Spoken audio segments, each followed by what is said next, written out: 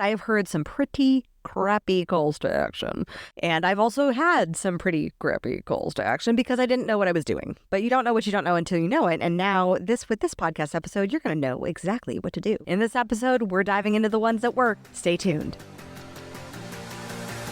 Welcome to the Communication Queens podcast for the visionary leaders, speakers, service providers, and podcasters who are looking to stand out sharing their story.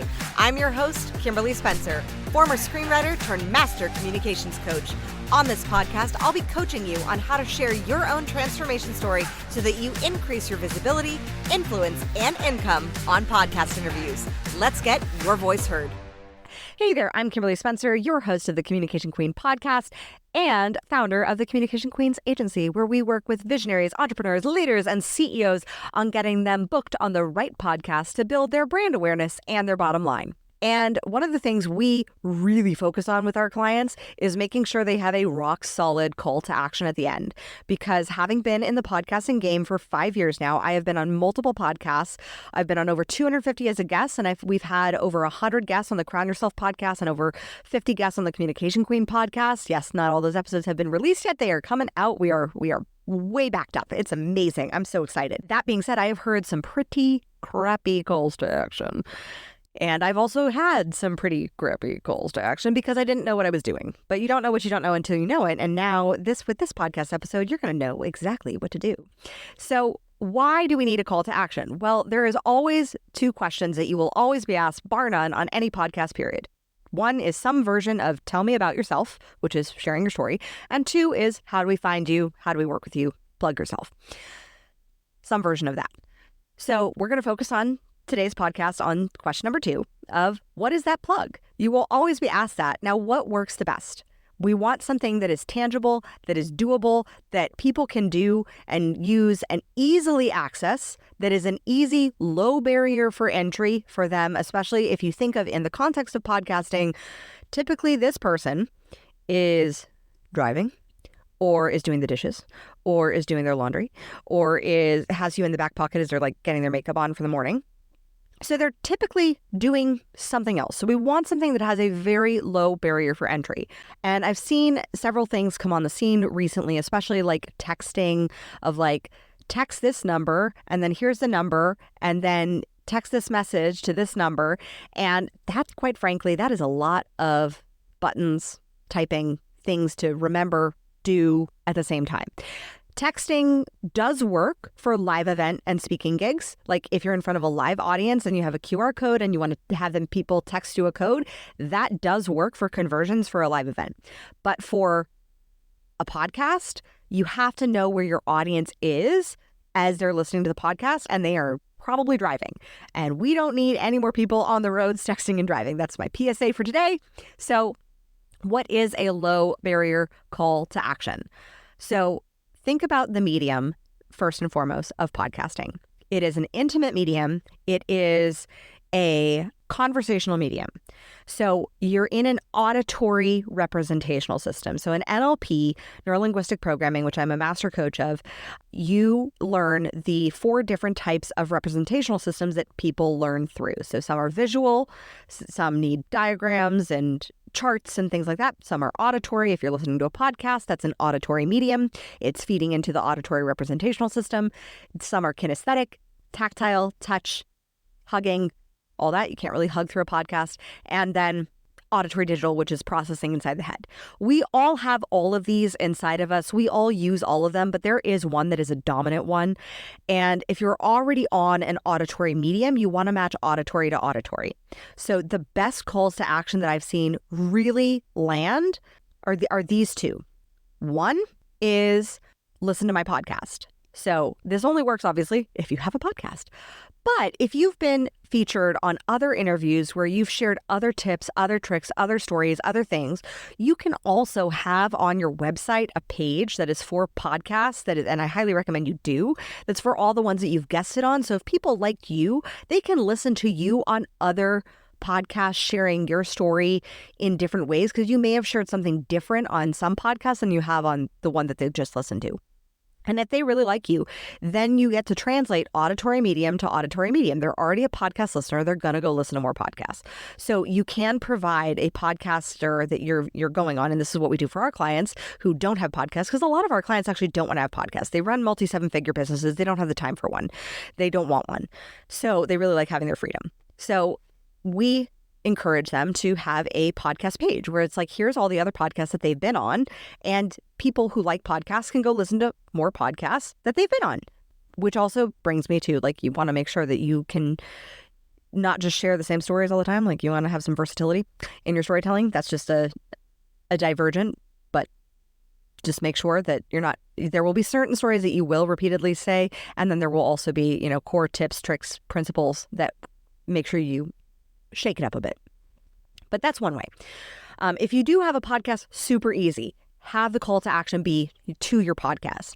Now, this tip I learned from Dave Jackson, who is the founder of this the School of Podcasting, and he's been in the podcasting forever. He is the master.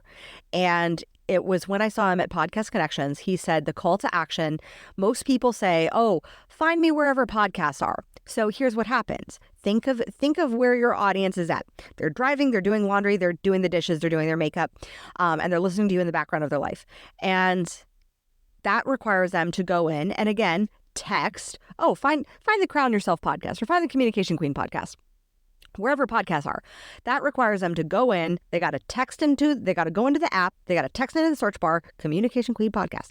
And then, ta-da, they found me, and then subscribe and follow. Fine.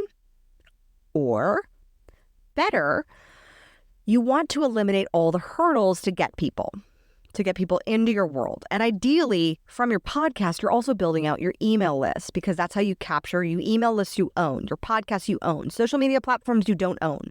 So when people are saying, the calls to action that I see flop are when they say, oh, follow me on social media and all the places. And it's like, no one clicks on those. And how do I know? Because we track them. So the links that people are clicking on, they're not clicking on the social media links. You can have the social media links. In fact, I'm going to show you how, and I'm going to tell you how to do that on your website, but you direct them. You want to guide them into where you want them to go. So yes, on a podcast, think about the podcast medium. They will have all the links for, your social media. Here's how to find you. Here's your website. Here's all the things. And typically a strong top 5% podcaster will have put you and your freebie at the top of closer to the description. So that way it makes it really easy for people to take that call to action, to follow up, etc. So what I recommend that I learned from Dave Jackson, which increased our podcast downloads and visibility 10x, 20x, 200x, based on some of the episodes that we had some episodes last year go absolutely viral, was you create a link on your website. So for example, like we have for Communication Queens, we have communicationqueens.com/podcast. And on that page, it has the links to all the places where you can find all the podcasts. So if you listen to this podcast on Castbox, or you listen to it on Apple Podcasts, or you listen to it on Podchaser or Spotify, or Google Podcasts is no longer, so RIP, or Audible, Amazon Podcasts, you can literally click the button that says listen now. It'll scroll you down and you see here's all the links where you can listen on your preferred platform. Ta-da. It also has the player embedded into the page so that you can listen to the podcast directly on the page. It is the Apple Podcast player, because what we focus on is getting our Apple Podcast downloads increased, as well as Spotify. We focus on those two primary platforms. We don't really focus on the other ones because in total, the other ones actually total up to about 1% of listeners. So you want to focus on the two biggies, which are Apple Podcasts and Spotify. So have one of those players embedded into your website, and then people can listen to the podcast directly on your website. So what this does is it boosts you in Google Analytics. It also boosts your SEO because people are coming to your website, not trying to search for you on some podcast app. It also, if you then on top of it have an email capture on your website that's like, hey, if you like this podcast, like subscribe and get notified whenever we release a new episode. Ta-da! Now you've captured their email. That's a solid call to action. The second call to action that I have seen work really, really well is a discovery call. So while I say that podcasts can be like the pre-vetting, the discovery call before the discovery call, a discovery call is where it's a coffee chat. It is let's see if we're a fit for each other. Let's see, how we can work together, how we can grow together. Ideally, though, it's highly vetted.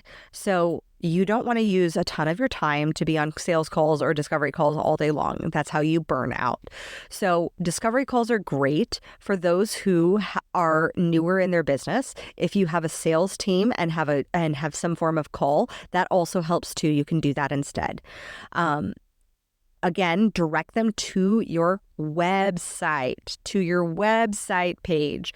That is a landing page that is tied to the domain name of your website to boost traffic to your website, so that you also have an email capture that captures their email so that they book a link. Don't send them to Calendly, send them to your website. You want to capture emails. You want to capture their information. You want to own the listenership. That is the goal. The goal is to bring them into your world. If they are still out searching in the ether for you on all the social media places, then that's where they get lost. So, and on your website, that's where you can have all the links to find you on social media. Right there. So you direct them to the podcast page. They can then connect with you and the podcast and your podcast, or all the podcasts or all the social media pages on your page. It makes it really, really simple and a clean call to action. Do not give 50 calls to action. Just basic. Do not and this is where I've seen a lot of people make mistakes when they go on a podcast and say, go here to buy my book, go here to do this, go here to sign up for the course, go here to have a discovery call, follow me on social. Here I am at Instagram, www.instagram.com/ here's my here's my name. And then here's my website. That is a lot of information. Very clear, simple 2 calls to action make it so minimum barrier for entry for people to actually move. They are in the, always remember, consider the medium. Consider where people are at as they are consuming your medium. So for example, certain calls to action on Instagram. So Instagram right now is huge with a call to action in the chat where you comment a word and then you get auto chatted, auto DM'd a podcast episode. So we have that for our podcast. So that's fine, but those work for social media. The tactics and strategies that work for social media do not necessarily work for podcasting. So remember, auditory medium to auditory medium.